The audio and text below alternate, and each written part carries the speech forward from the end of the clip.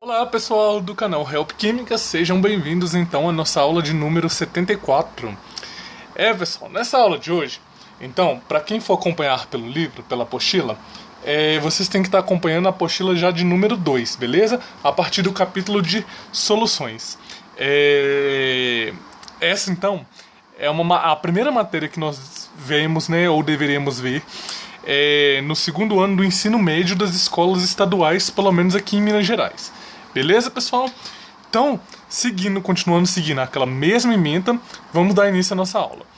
A aula de hoje, pessoal, eu estarei falando com vocês sobre soluções e sobre coeficiente de solubilidades. São dois assuntos extremamente importantes para tudo que nós veremos daqui adiante, né? Portanto, eu peço bastante atenção para vocês. Primeira coisa que nós iremos começar a aula de hoje eu começarei fazendo uma perguntinha para vocês. O que é soluções? Ou o que são soluções? Bom, pessoal, soluções nada mais nada menos do que uma mistura homogênea. Qualquer mistura homogênea. Lembram lá daquelas misturas que você... daquela classificação de misturas heterogêneas e homogêneas, né? Que nós já vimos aqui no nosso canal, né? Ainda no volume 1. Então aqui nós estaremos trabalhando com um tipo só de misturas, né, que são as soluções. Então, pessoal, as soluções elas podem ser encontradas de três tipos, seja na natureza, né, ou seja industrialmente falando. Então nós temos aqui as soluções líquidas, as soluções sólidas, né. Um exemplo de soluções sólidas pode ser as alianças de ouro 18 quilates, né, que é a mistura de ouro, prata e cobre. Um tipo de soluções também que nós trabalharemos muito, que são as soluções líquidas, né? Um exemplo de soluções líquidas pode ser a água da torneira que vocês abrem aí na casa de vocês, né? Que as águas das torneiras, elas têm vários sais dissolvidos lá dentro, né? Com a empresa de estação de tratamento da água do estado de vocês fazem o serviço. E nós também temos as soluções gasosas. Quais são as soluções gasosas? Pode ser o ar atmosférico, por exemplo. É uma mistura de vários gases contidos ali, né?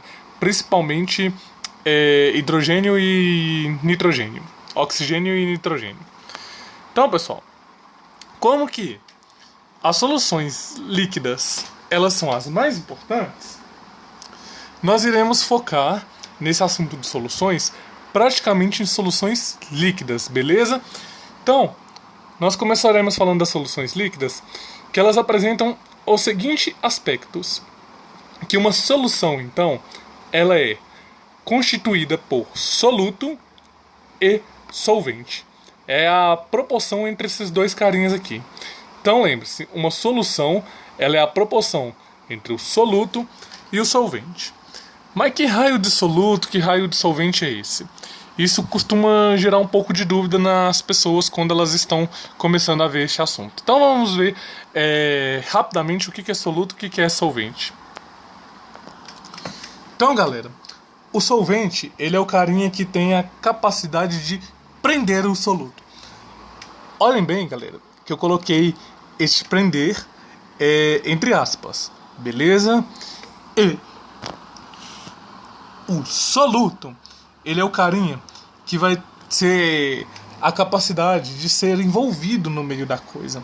Então, olhem só, observem esses dois desenhozinhos aqui. Nesse cara aqui, eu tenho dois íons, né? O íon sódio e o íon cloreto, né?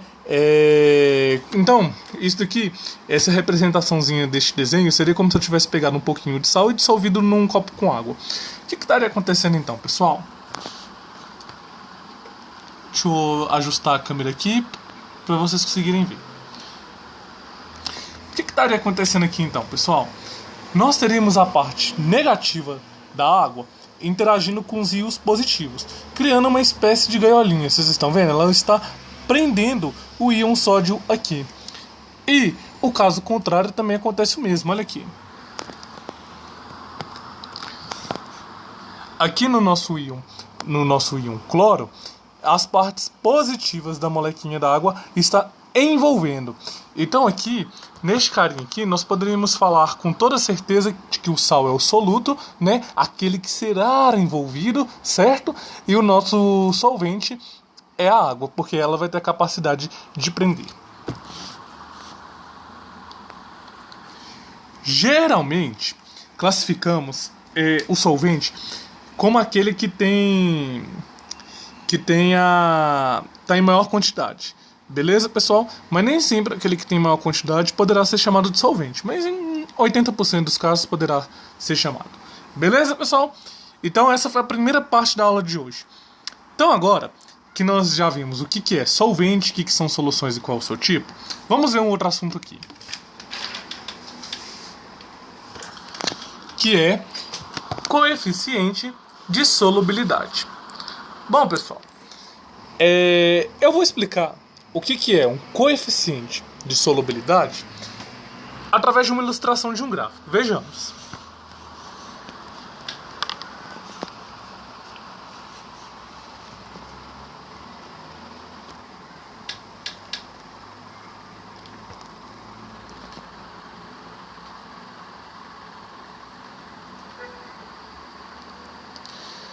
Eu creio que este gráfico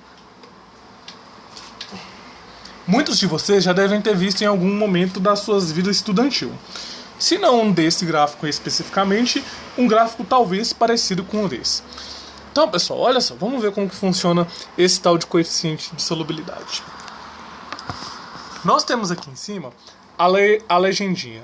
Coeficiente de solubilidade, que eu escrevi abreviadamente aqui, por gramas a cada 100 gramas de água.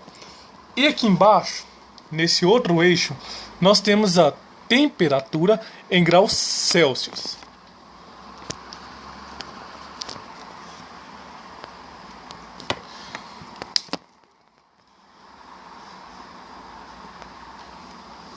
Pessoal, isso aqui significa então o seguinte, que para certa quantidade em gramas desses sais que estão aqui representados, eu tenho uma solubilidade para uma determinada quantidade em 100 gramas d'água. Vamos tentar entender. Olha só. A solubilidade do sulfato de césio aqui. Olha como ela é baixinha aqui neste exemplo, tá vendo? Então, a cada 20 gramas, né, desse carinha aqui, que eu pegasse e dissolvesse em 100 gramas d'água, olha o pouquinho que seria solubilizado. Seriam essas quantidades, certo? O mesmo vale para o cloreto de sódio, o mesmo vale para os outros sais envolvidos aqui. Agora olha só, pessoal. Se eu tenho aqui a 40 graus Celsius e subir com essa linha até aqui mais ou menos, vocês veem então que a 40 graus Celsius serão solubilizados aproximadamente 50 gramas de NaCl. E isto quando estão dissolvidos em 100 gramas d'água. Então, pessoal, o coeficiente de solubilidade nada mais é do que a quantidade que eu consigo dissolver para uma é uma quantidade que eu consigo dissolver de soluto para uma determinada quantidade de solvente. E isso é dependente também da temperatura, certo? Aí algumas pessoas devem se perguntar: eu preciso ficar sabendo disso, eu preciso decorar isso. Não, gente, esses valores, eles são tabelados, são dados experimentais. Então, se for cobrado numa prova, eles nos serão fornecidos, certo? Então devem estar vendo aquela pergunta: por que eu tenho que saber isso então? Bom, pessoal, nós aprendemos isso para vermos agora a terceira parte da aula, que são os tipos de soluções. Quando vemos e entendemos, nós podemos afirmar, podemos falar sobre os tipos de soluções.